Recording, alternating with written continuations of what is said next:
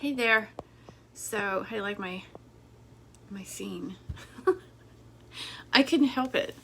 I'm kind of I've been having technical difficulties here, so I thought I'm just going to have some fun with this. So here we are in outer space, and we're going to talk sense. We're going to make sense of sense. Anyway, I hope everybody's having a good day.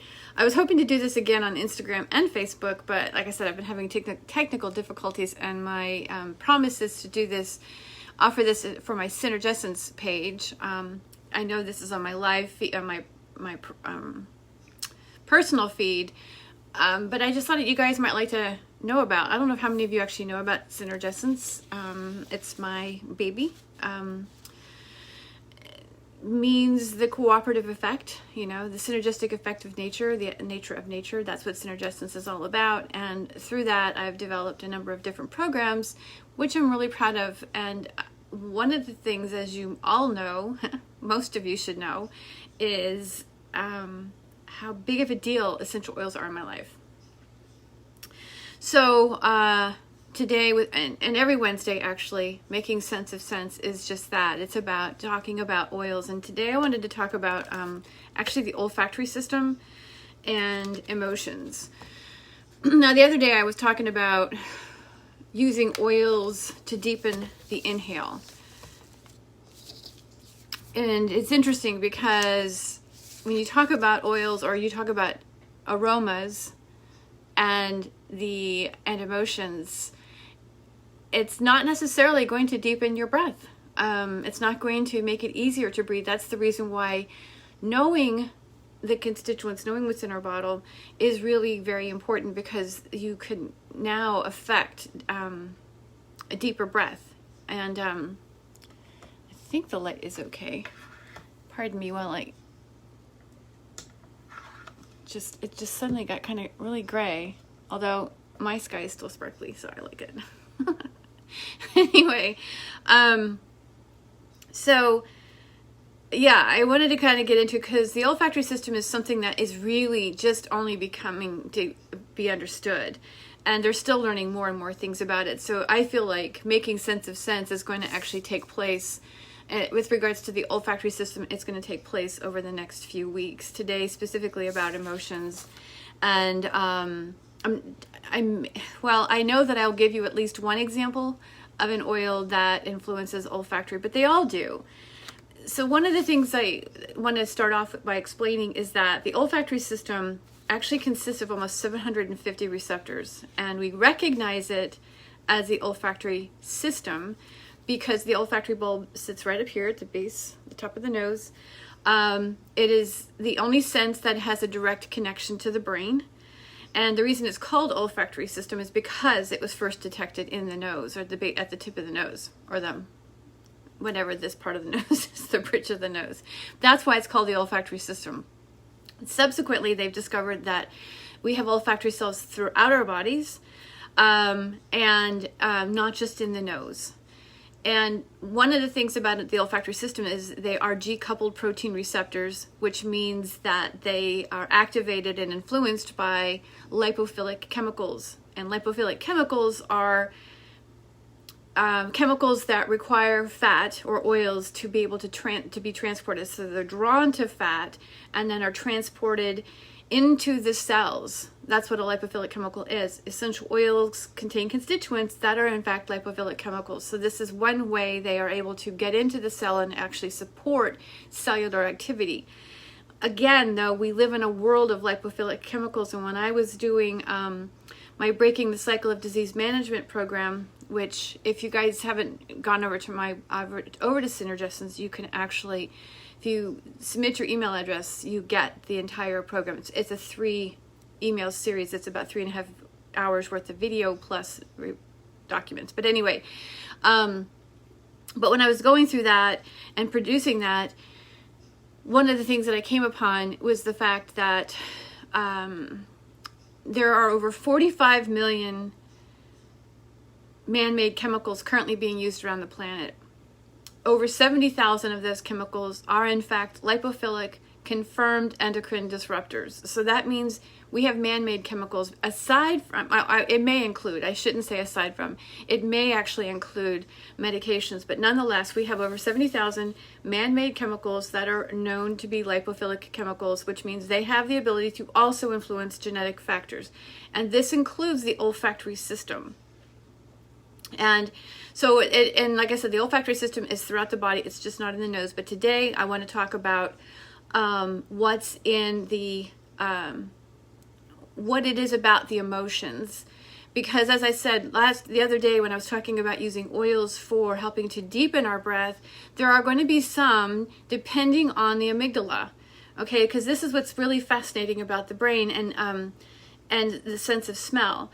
As I said, it is the only sense that's directly connected to the brain. It is our most primitive sense. It is how we were able to determine whether there was food close by, our loved ones.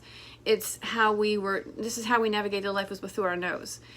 That's why, one of the reasons why I love it. In fact, one of my friends used to refer to me as her olfactory tour guide because she didn't have a sense of smell. She damaged her sense of smell as a young child.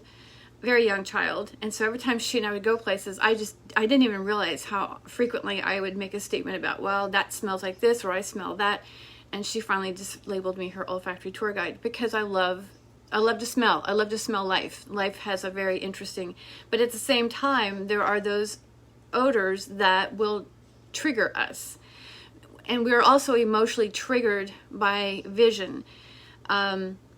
So when we have bad memories around an odor, or I should say rough experiences, and there's an aroma in the air, it could be any kind of aroma, it doesn't have to be natural, but any kind of aroma, when that aroma comes back or is being filtered into your space at a later time in life, it could actually trigger or reactivate old emotions. And the reason for this is because there's a component to the olfactory bulb called the piriform, P-E-P-I-R-I, piriform cortex, and it is seated right next to the amygdala. And the amygdala and the piriform cortex actually work hand in hand. So this is how, if you're visually triggered by something, it'll actually prompt a flashback. And what happens in that flashback, and I've worked firsthand with this in treatment facilities, when you go into a flashback, it could be an extreme dissociative disorder, it could be just a mild flashback, but whatever you go, when you have a flashback of a traumatic experience, you oftentimes will relive the aromas that were in the space at the time. And so one of the most fascinating things that we were able to do, and very successfully, mind you, is to introduce oils or a smell that would bring that individual back to the present moment and stop that flashback. So the piriform cortex works again with the amygdala because it actually is a sensory, an odor.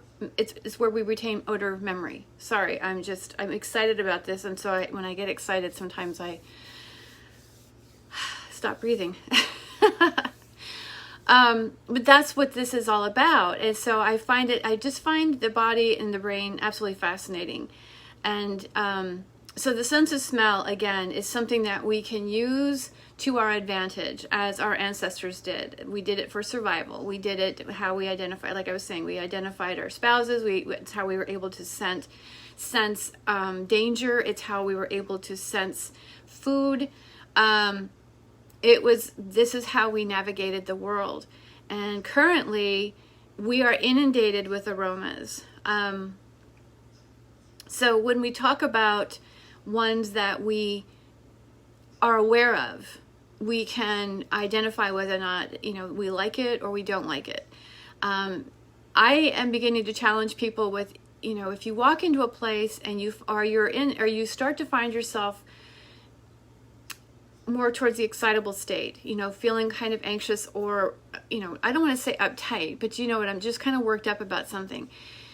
Take an assessment of the room. If you've walked into a new place, it could very well be what's in the air. See, this is where it's fascinating to me with the olfactory system. So again, G-coupled protein receptors are responsive to, as I mentioned, lipophilic chemicals, also known as aromatic compounds.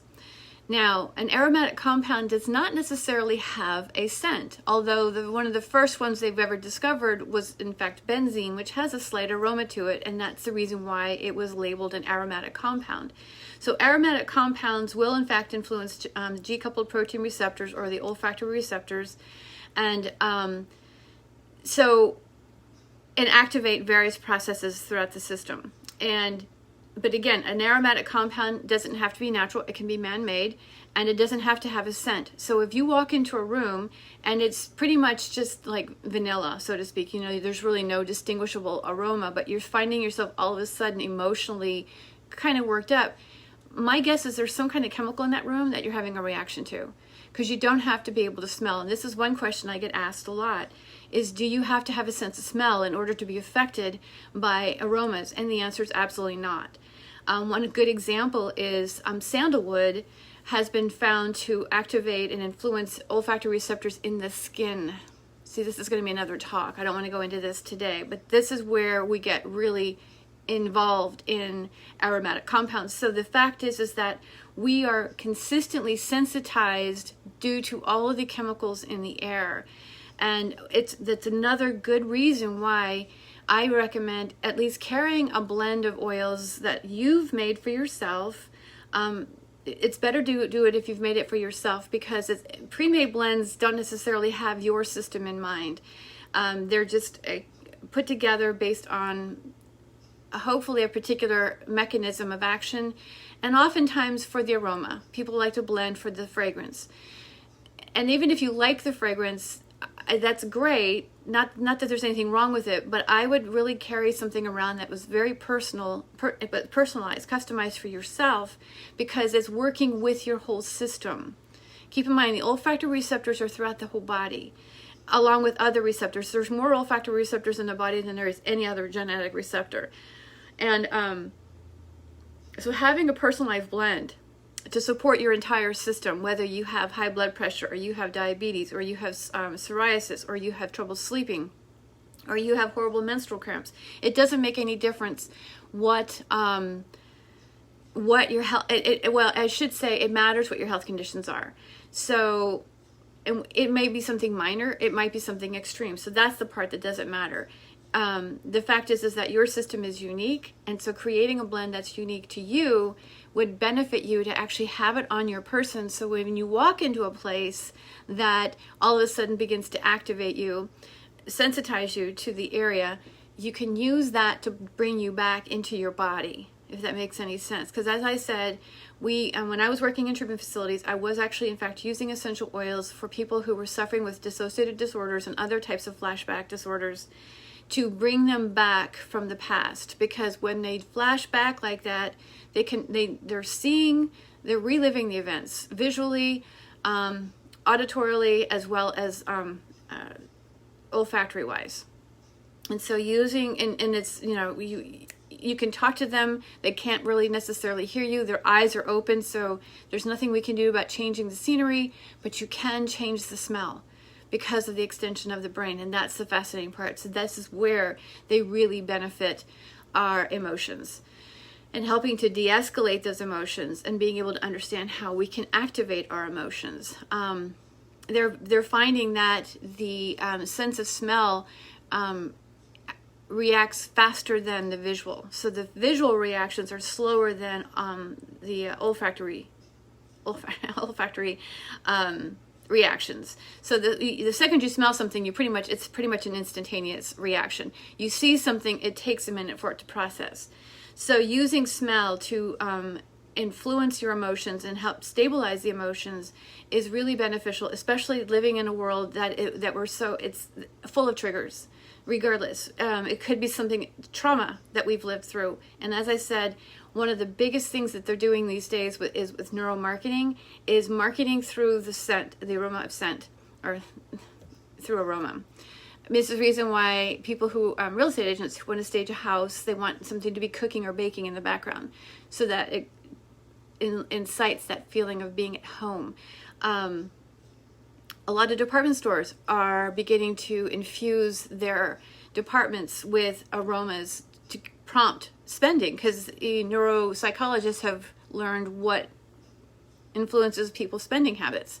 So this is called priming. So our sense of smell, we're very vulnerable when it comes to our sense of smell, and it doesn't, again, you don't have to smell it. The reason it's called an aromatic compound is simply because the first few aromatic compounds ever discovered, in fact, did have an aroma to it, but there's a lot of them that are not, have no distinguishable scent at all, and therefore could very well be affecting us. And so it's just always a good idea to have something on us that is an authentic essential oil blend, simply because there's no adulterations to it. There's no, there's nothing. It's just something that works directly with your system, and it influences it in a positive way. So I think that's all I was going to say about this today. Like I said, I'm doing this every Wednesday in the Synergessence group. And last week I talked about oils and massage, and so I've actually started an advanced aromatherapy program for massage therapists, so that's up and available now. And if you have any questions about the olfactory system, I will say this much: it's very important with autism. I mean, most people, anybody who has a sensory processing disorder of some sort really should be working with their olfactory system, simply because it's learning how to select oils that will help de-escalate that amygdala reaction that's going on.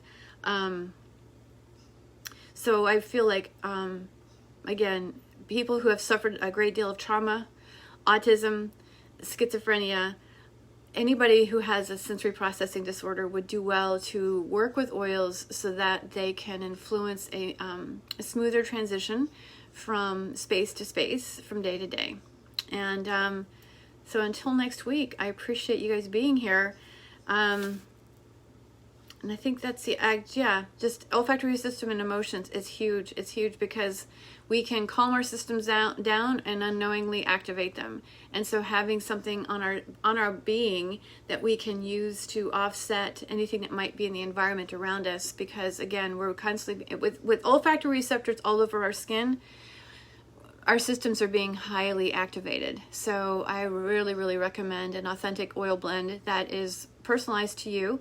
And that said, January 9th, I'm offering a blending class. It's pay what you can. I'm doing that. I'm hosting that on Zoom. You can get to that on my Synergessence page, the events page, and blending essential oils. And I'm happy to guide you through making your own blend. Just kind of distinguishing which ones are best for you. So you guys take care. Thanks so much for being here, and thanks for coming to my world, my universe. I'll see you next week.